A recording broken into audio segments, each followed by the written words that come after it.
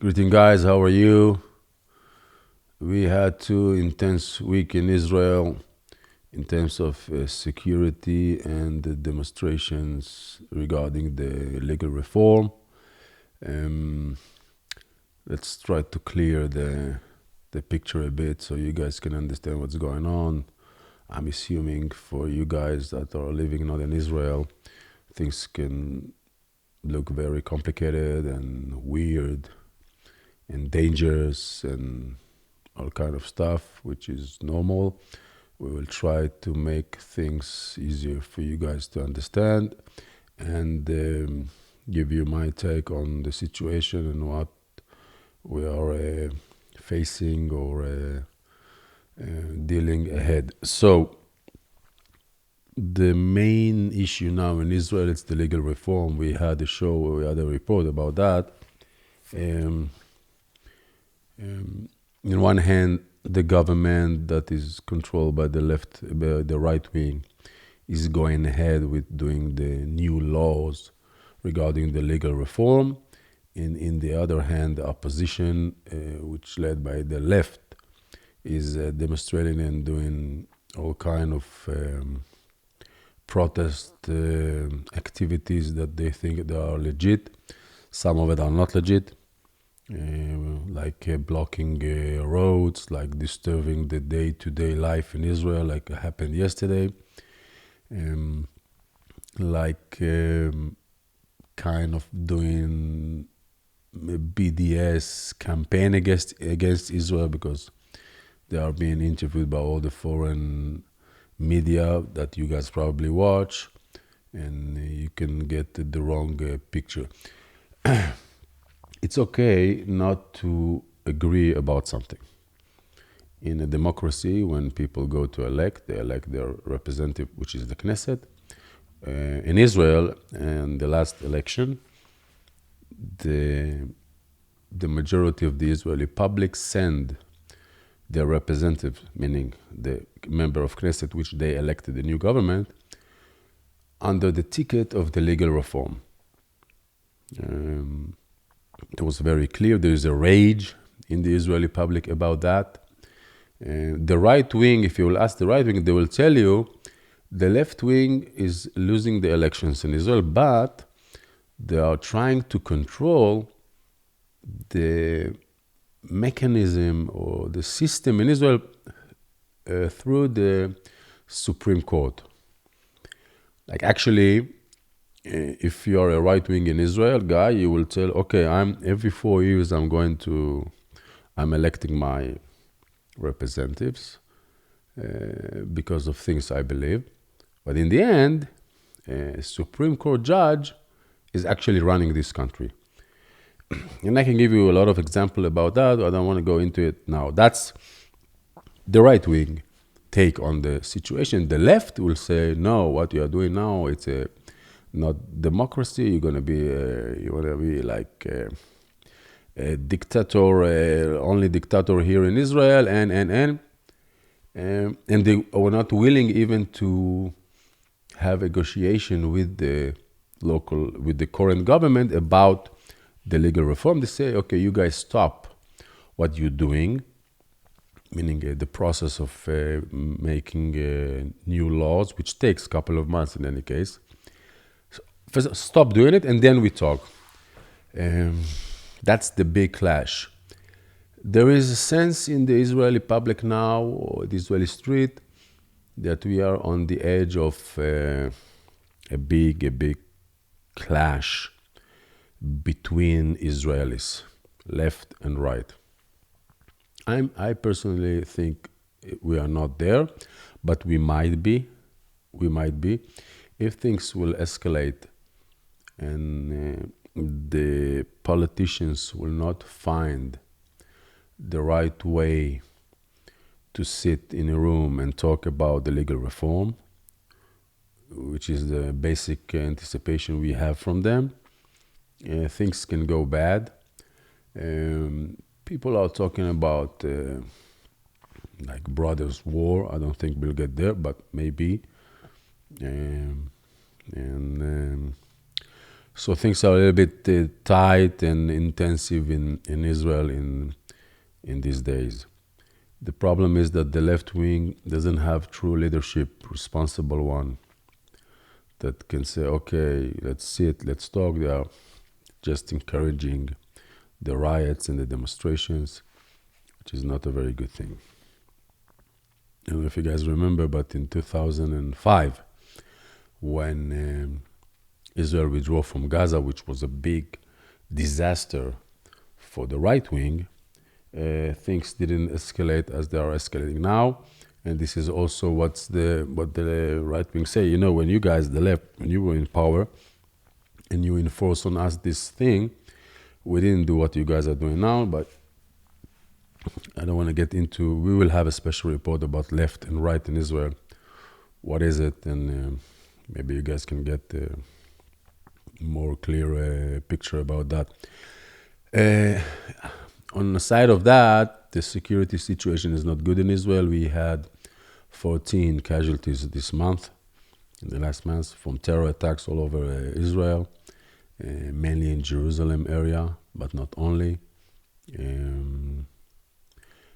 I don't think it has anything to do with the reform or the domestic situation in Israel, because terror is always under the surface, is trying to find his way up and kill Israelis, whatever they are.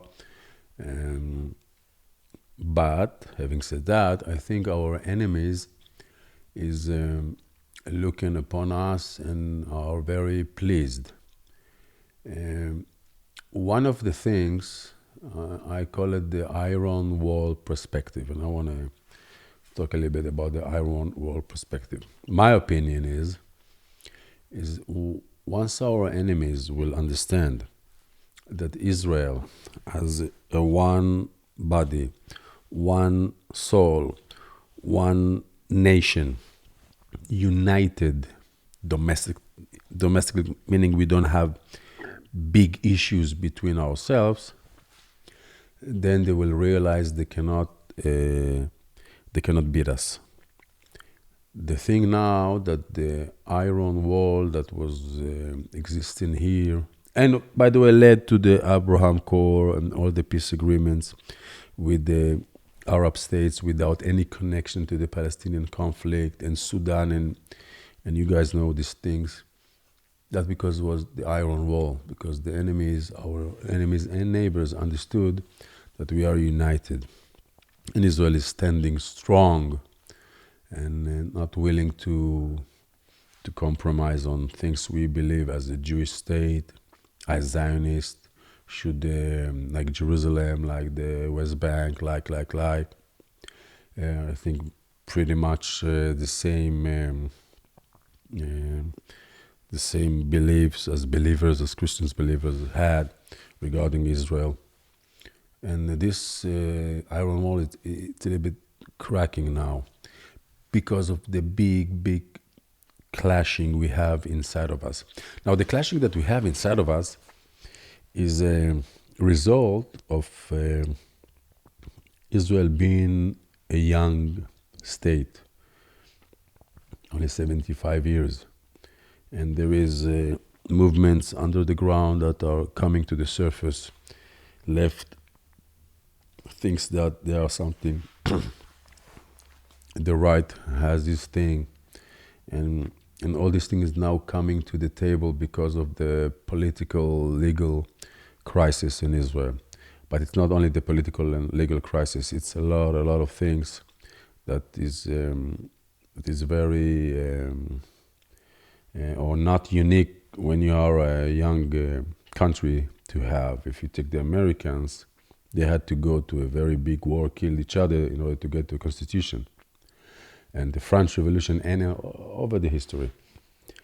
I don't know, are we on the edge of a revolution? Maybe. Are we on the edge of fighting each other? I don't know, maybe. But the iron wall is cracking, and which is not a good thing. Our enemies like it. Like if you monitor the Arab media around us, they are all over it all day long. Like if any left leader will go and say this government is a dictatorship and they will be all over it, and like loop it all day long, because they have like a sense that Israel is cracking from the inside. Actually, the only thing that will destroy this country is only that. We have a very strong army. We have the best security agencies. We have everything we need to fight the enemies around us. But if we will not find a way to live among us in peace, left and right, white and black, and anything you can take to you or whatever that will kill and consume Israel from the inside. Is it the end of times? I don't know. But this is the situation. We are here. We are now here in Israel. So pray for us. Israel is the ship is a little bit shaking. Personally, I think that we will get through it. I hope. That's my sense of things.